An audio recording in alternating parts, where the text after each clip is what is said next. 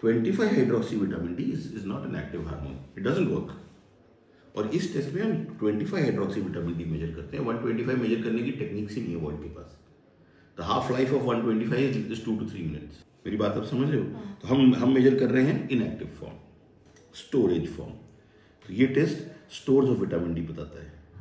तो active vitamin D body में बन रहा है कि नहीं, ये नहीं बताता। अब हमने एक 3,000 रुपये का टेस्ट किया जो हमेशा गलत रिपोर्ट देता है, गलत हार्मोन को एनालाइज करता है। जब ये टेस्ट नहीं बना था, हम रिकेट्स और ऑस्टियोमैलेशिया कैसे डायग्नोज करते थे? हम पेशेंट का कैल्शियम लेवल, फॉस्फेट लेवल और alkaline phosphatase level. Alkaline phosphatase, जब भी ऑस्टियोब्लास्टिक एक्टिविटी बढ़ेगी, है ना, तो अल्कलाइन फॉस्फेटेज ब्लड में बहुत ज़्यादा हो जाएगा। तो जब भी ऑस्टियोमैलेशिया और रिकेट्स किसी को होगा, उसका alkaline phosphatase would be in 1000, 2000, 3000। ठीक है, तो अगर आपको ऑस्टियोमैलेशिया है तो we should get an LFT done. LFT में अल्कलाइन फॉस्फेटेज होता है। बॉडी को आपकी फिंगर से दुश्मनी है कि विटामिन डी कम होगा, केवल फिंगर में कम होगा। Vitamin D deficiency will cause pain and symptoms in every bone of your body. It cannot be a selective deficiency.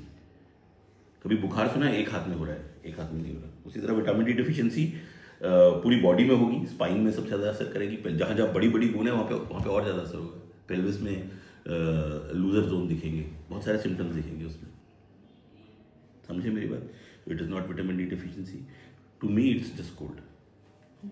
और हमें अगर ये सिम्टम आगे और रहते हैं तो एक anti CCP, CRP, just for a base line, ये लास्ट के 4 मेरे नॉर्मल है, ये नॉर्मल है। एक anti CCP is specific for rheumatoid arthritis, ठीक है। और एक एएनए, अगर एटिपिकल आपको कुछ आर्थराइटिस हो रहा हो तो हमें इससे थोड़ा आइडिया मिलेगा।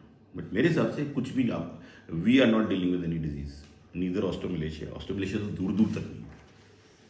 ऑस्टियोमैलेशिया में कभी जॉइंट पेन नहीं होता। Osteomalacia is a disease of the bones, rheumatoid arthritis is a disease of the joint.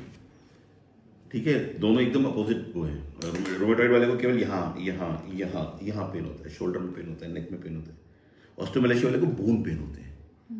तो दोनों के सिम्टम ही एकदम अलग है। दोनों के डीडी में आते नहीं एक दूसरे के, आ ही नहीं सकते। ठीक है, मेरा व्हाट्सएप नंबर इस पे है। मुझे बताना कि आप